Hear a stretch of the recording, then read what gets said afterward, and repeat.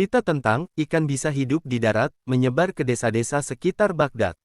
Sayangnya, seperti berita yang terlalu cepat viral, informasi itu membengkak di tengah jalan. Ada yang bilang Abu Nawas menciptakan ikan bersayap. Ada pula yang menyebarkan kabar bahwa Abu sedang membangun sekolah khusus untuk ikan dan burung agar bisa saling bertukar ilmu.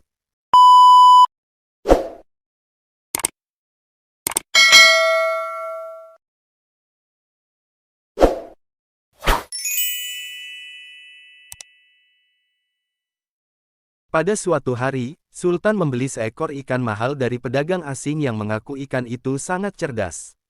Ikan ini bisa mengenali wajah pemiliknya dan memahami perintah sederhana, kata si pedagang. Sultan, yang memang senang hal-hal unik, langsung membelinya dan memeliharanya dalam kolam khusus di taman istana.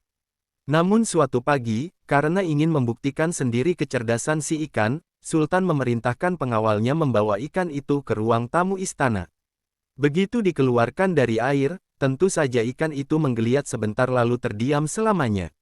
Sultan murka, ikan cerdas macam apa yang tidak bisa hidup di darat? Bentaknya, para menteri kebingungan. Siapa yang bisa menenangkan Sultan yang sedang kalut? Tentu saja nama Abu Nawas segera disebut. Dan benar, tidak lama kemudian, sang pujangga jenaka itu hadir di hadapan Sultan sambil membawa sebilah tongkat dan wajah serius yang agak dibuat-buat.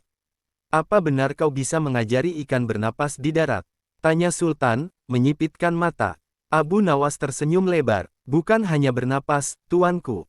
Jika diberi waktu seminggu, aku bisa membuatnya betah berjalan-jalan di taman. Katanya santai. Baik, kalau kau berhasil, aku akan memberimu hadiah besar.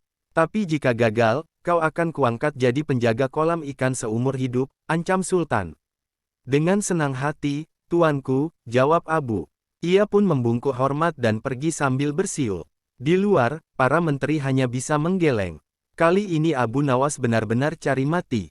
Hari pertama pelatihan dimulai. Abu Nawas menyulap halaman belakang rumahnya menjadi Akademi Pernapasan Ikan. Di tengah-tengah halaman, ia menyiapkan ember-ember besar berisi air setengah penuh. Di dalamnya, beberapa ikan mas tampak berenang gelisah. Anak-anak kampung berdatangan, penasaran dengan pelatihan yang katanya akan membuat ikan bisa hidup di darat. Apa ini beneran, Paman Abu? Tanya salah satu anak. Abu Nawas tersenyum bijak, semua makhluk bisa belajar, nak. Bahkan ikan, mereka cuma belum pernah diberi kesempatan. Abu membuka kelas dengan memukul kentongan kecil. Hari ini kita mulai dengan pelajaran dasar, menahan napas. Katanya lantang. Para anak menatap takjub saat Abu memiringkan ember hingga permukaan air turun lebih dalam, memaksa ikan-ikan berenang di air yang tipis. Lihat itu, kata Abu sambil menunjuk seekor ikan yang diam di permukaan. Ia sedang berlatih meditasi dan menyesuaikan diri dengan udara. Warga dewasa yang ikut menonton di balik pagar hanya bisa menahan tawa. Beberapa berbisik, gila juga si Abu kali ini. Tapi tidak ada yang berani bilang langsung. Semua tahu, kalau Abu sudah beraksi, selalu ada akal tak terduga. Abu lalu membagikan tugas kepada para anak, kalian gantian berjaga, beri semangat pada ikan. Jangan disiram, biarkan mereka belajar dari tantangan. Anak-anak mengangguk penuh semangat, seakan-akan sedang menjaga telur naga. Dan jangan lupa, tambah Abu, kalau mereka mulai megap-megap, itu tandanya mereka sedang hampir lulus. Hari kedua, Abu Nawas tampil dengan pakaian longgar dan membawa tikar kecil. Hari ini, kita akan ajari ikan-ikan ini teknik yoga pernapasan. Mereka butuh relaksasi, bukan panik. Anak-anak dan beberapa orang tua mulai berkumpul. Kali ini Abu Nawas tampak benar-benar serius. Ia duduk bersila di depan ember dan mulai mengatur napas dalam-dalam. Tarik napas, buang pelan-pelan, tarik, buang, ia melirik ke arah ikan-ikan, lalu berbisik, kalian juga ya. Jangan cuma berenang, tapi resapi udara. Anak-anak meniru gerakannya. Beberapa bahkan menyuruh ikan-ikan mereka untuk ikut mengatur napas. Seekor anak berkata, Paman Abu, ikan saya diam saja. Abu menjawab, bagus. Itu artinya dia sudah masuk fase meditasi dalam. Jangan diganggu. Tiba-tiba seekor ikan meloncat keluar ember. Anak-anak panik. Tapi Abu tenang saja. Ia mendekat dan meletakkan ikan itu kembali ke dalam ember. Itu hanya semangat berlebih. Dia ingin langsung naik tingkat.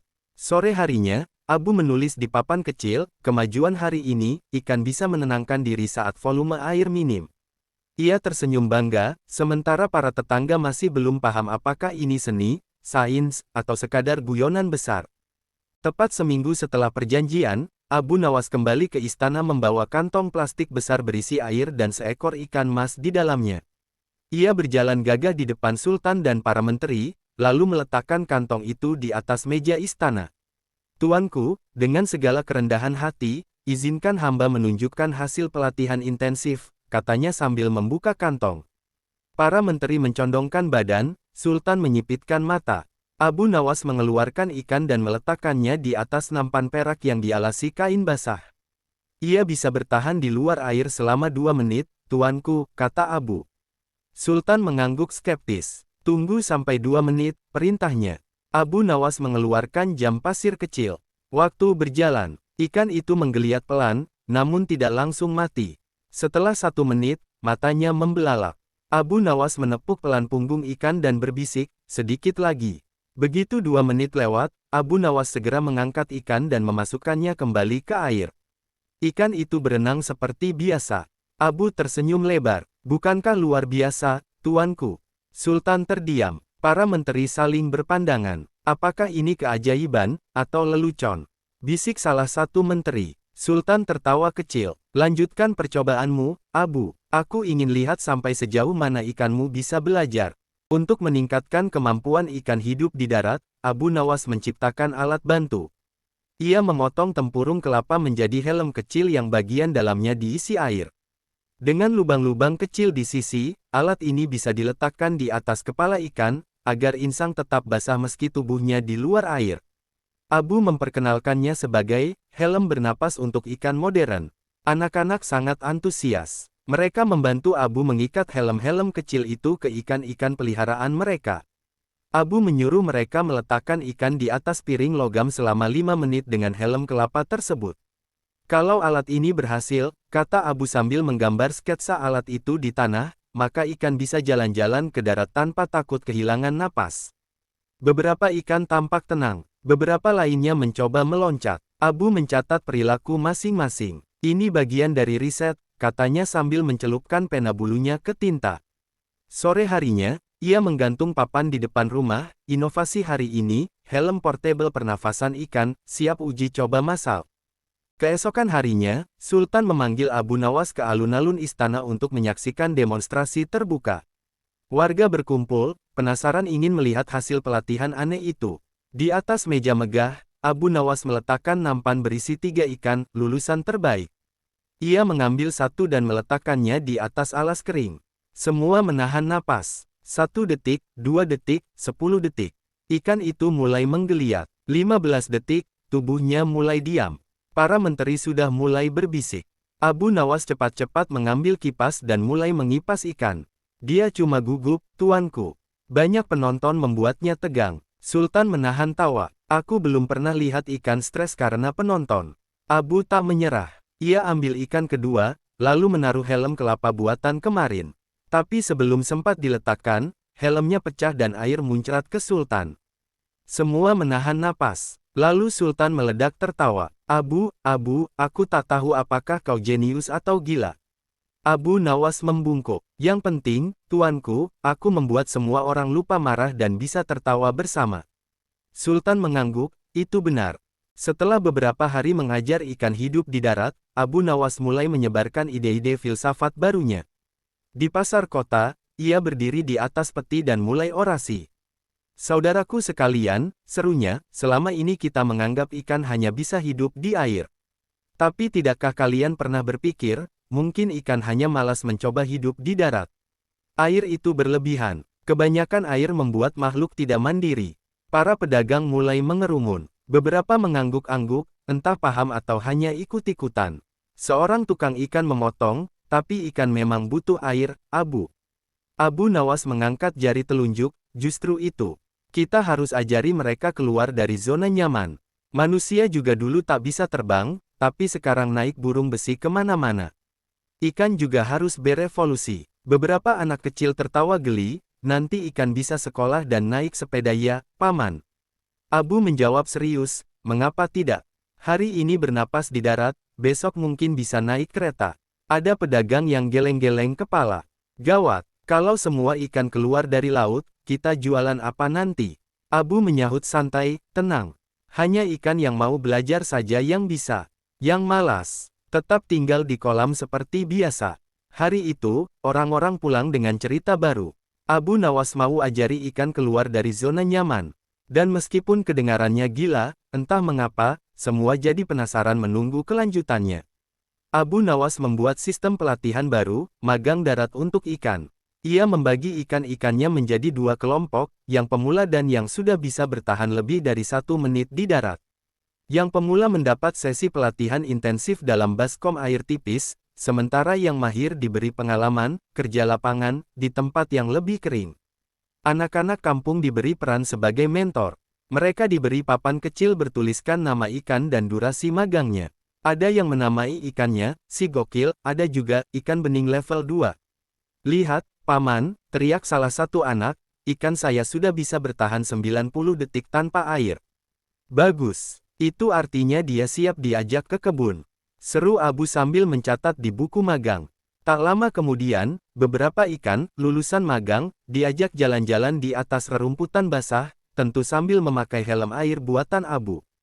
Beberapa anak membuat tanduk kecil dari sendok sayur dan kain basah.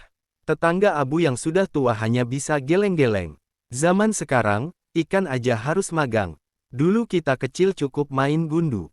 Namun yang membuat semua tambah heran, seekor ikan benar-benar bisa bertahan di atas daun pisang basah selama hampir 2 menit tanpa banyak bergerak. Dia sudah menemukan zennya, kata Abu bijak. Tenang, damai, menyatu dengan alam. Untuk mendukung eksperimennya, Abu Nawas mengadakan acara khusus, penyuluhan ilmiah untuk masyarakat awam, mengenal sistem pernapasan ikan dan harapan masa depan. Ia berdiri di depan papan tulis besar di tengah pasar. Di tangannya, kapur putih dan penggaris kayu. Di belakangnya tergambar anatomi ikan, insang, sirip, dan paru-paru buatan. Di sini, Abu menunjuk gambar, adalah tempat insang berada.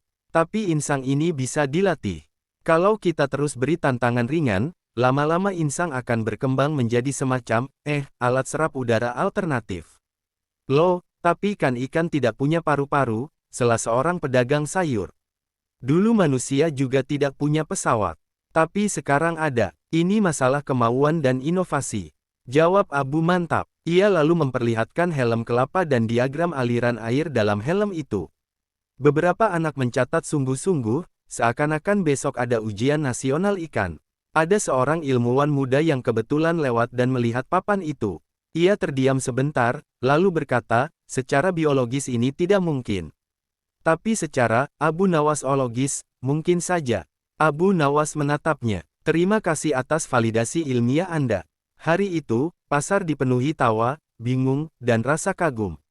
Penyuluhan ditutup dengan ucapan Abu, jangan batasi makhluk hidup dengan logika kalian. Kadang logika harus minggir dulu, memberi ruang bagi keajaiban. Seminggu terakhir, Abu Nawas sibuk dengan pelatihan ikan. Tapi ada satu masalah yang mengganggu, kucingnya sendiri, si belang, mulai mencuri ikan-ikan latihannya. Suatu malam, Abu bangun dan mendapati ember pelatihannya kosong. Bekas air tercecer dan ada jejak kaki basah. Ia langsung menengok ke sudut halaman, si belang sedang tidur pulas dengan perut buncit. Belang, seru Abu, kau sabotase eksperimenku. Kucing itu hanya berguling dan menguap. Keesokan paginya, Abu menggelar jumpa pers dadakan di depan rumah. Kepada seluruh peserta pelatihan dan warga yang mempercayakan ikannya padaku, saya mohon maaf. Telah terjadi pencurian spesimen oleh pihak internal. Ia menunjuk kucingnya. Inilah pelakunya. Si belang. Anak-anak kecewa. Ikan saya yang sudah bisa tahan napas 70 detik. Hilang. Abu menghibur mereka. Tenang. Kucingku tidak makan sembarang ikan. Hanya yang sudah matang. Itu artinya, ikan-ikan kalian benar-benar istimewa. Sebagai kompensasi, Abu membuat sertifikat pahlawan untuk ikan-ikan yang gugur. Di atasnya tertulis, telah berjuang demi ilmu dan kemajuan perikanan darat. Hari itu, Abu Nawas membawa seekor ikan mas tua bernama Pak Lele ke hadapan warga. Ikan itu lebih besar dari ikan lainnya, dan warnanya sudah agak pudar. Tapi gerakannya tenang dan penuh wibawa. Inilah peserta senior kita, kata Abu. Sudah 3 minggu ikut pelatihan dan hari ini siap ujian akhir. Abu meletakkan Pak Lele di atas daun pisang basah, tepat di atas meja rendah yang dikelilingi anak-anak. Semua hening. Jam pasir diputar. 1 menit, 2 menit, 3 menit, ikan itu tidak banyak bergerak tapi juga tidak megap-megap. Ia hanya menatap kosong ke depan seolah berkata, aku siap mati, tapi aku juga siap hidup. Setelah lewat 5 menit, Abu mengangkat Pak Lele dan memasukkannya ke ember. Ikan itu berenang normal, lalu mengibaskan ekornya seperti memberi salam. Lulus dengan predikat tertinggi, kata Abu. Ketabahan, keheningan, dan kedamaian dalam menghadapi tekanan darat. Anak-anak bersorak. Abu lalu menggantung medali kecil dari kerang di pinggir ember Pak Lele. Hari itu, Abu Nawas menyampaikan pidato singkat, bahkan yang tua pun bisa belajar hal baru. Jangan remehkan semangat makhluk hidup, walaupun tubuhnya lemah. Berita tentang ikan bisa hidup di darat menyebar ke desa-desa sekitar Baghdad. Sayangnya, seperti berita yang terlalu cepat viral, informasi itu membengkak di tengah jalan.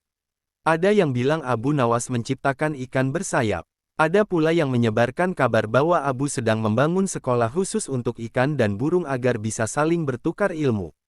Desa sebelah, yang terkenal mudah penasaran, mengirim utusan ke rumah Abu. Mereka datang membawa sangkar burung berisi seekor burung merpati dan ember berisi ikan cupang. Kami ingin belajar metode lintas spesies, Tuan Abu, agar ikan bisa terbang, dan burung bisa berenang. Abu melongo. Siapa yang bilang begitu? Kami dengar dari desa Talhan. Katanya Abu Nawas akan menciptakan spesies gabungan, ikan burung. Abu tersenyum kecut. Yang saya ajari hanya dasar pernapasan ikan. Bukan mutasi genetik. Meski begitu, ia tak mau mengecewakan tamu. Ia lalu berkata, baik, kalau kalian sungguh-sungguh, biarkan saya ajari burung ini untuk menghargai kedalaman air, dan ikan ini untuk memahami kebebasan langit. Lalu ia menaruh burung di atas baskom, dan ikan di dekat jendela agar bisa melihat langit. Satu hari nanti, mereka akan bertemu di tengah-tengah. Mungkin bukan secara fisik, tapi dalam semangat belajar, kata Abu tenang. Tamu-tamu itu bingung, tapi mengangguk kagum. Dalam hati mereka yakin, Abu bukan hanya guru, tapi juga penyair jiwa. Melihat antusiasme warga dan anak-anak, Abu Nawas melihat peluang baru. Ia menggantung papan besar di depan rumahnya. Pelatihan pernafasan ikan, gratis untuk 3 hari pertama. Hari keempat dan seterusnya, bayar seikhlasnya. Warga berdatangan membawa ikan hias, ikan mas, bahkan ikan gabus. Ember-ember tambahan dipinjam dari tetangga. Halaman rumah Abu berubah menjadi kampus ikan terbuka. Abu menyediakan modul pelatihan ember rendah, daun pisang, dan helm kelapa versi 2.0 yang kini diberi tali pengikat. Ia juga menunjuk beberapa anak sebagai asisten pelatih. Mereka mengenakan topi dari daun pisang dengan tulisan pemandu pernafasan. Ini bukan soal uang, kata Abu suatu hari pada tetangganya, tapi soal membuka potensi yang tersembunyi. Seorang ibu membawa anaknya yang menangis karena ikan mereka gagal bertahan 30 detik. Abu berjongkok dan berkata lembut, "Nak, bukan ikannya yang gagal. Tapi waktunya belum pas. Seperti manusia, ikan juga butuh proses." Anak itu tersenyum dan mencium embernya sambil berkata, "Semangat ya, ikan." Lalu mereka mendaftar ulang untuk kelas esok hari. Tak terasa, Abu Nawas bukan hanya pelatih ikan, tapi juga pembawa semangat bagi semua warga. Suatu pagi, datanglah rombongan kereta kuda dari Baghdad. Di dalamnya, duduk seorang pria serius, Menteri Perikanan Kerajaan. Ia mendapat laporan bahwa Abu Nawas sedang mengembangkan spesies ikan darat. Abu menyambut dengan santai, menghidangkan teh dan kurma. "Selamat datang di pusat inovasi perikanan terdepan," katanya dengan nada jenaka. Menteri membuka gulungan kertas. "Menurut laporan, Anda berhasil membuat ikan bertahan hidup di darat selama beberapa menit." "Benar, tapi bukan cuma bertahan. Mereka berkembang secara spiritual," jawab Abu. "Spiritual?" Menteri mengerutkan dahi. Abu lalu menunjukkan ikan seniornya, Pak Lele, yang sedang duduk diam di atas daun basah. "Lihat, ia tidak panik, ia tenang, ia sudah berdamai dengan darat."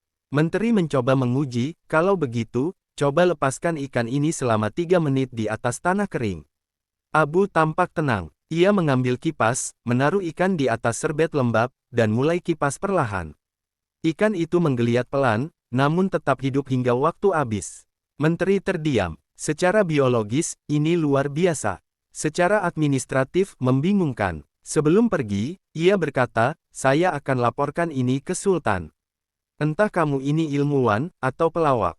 Abu tersenyum. Saya senang disebut keduanya. Malam itu, setelah semua ember dikosongkan dan anak-anak pulang, Abu duduk sendiri di bawah pohon kurma. Ia menatap langit sambil mengelus janggutnya yang mulai memutih.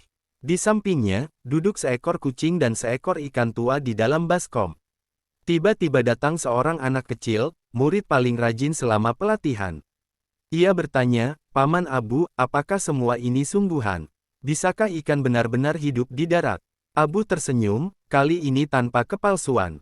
Nak, yang benar bukan ikannya yang belajar bernapas di darat.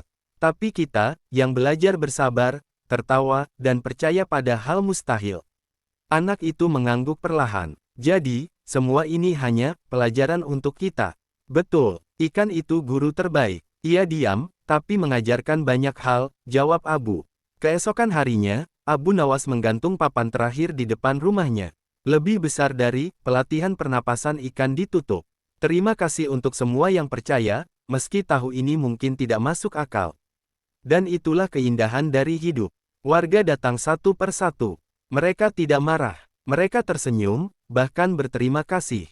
Karena di balik semua lelucon Abu Nawas, selalu ada cermin untuk melihat diri sendiri, dan pelajaran yang lebih dalam dari sekadar napas.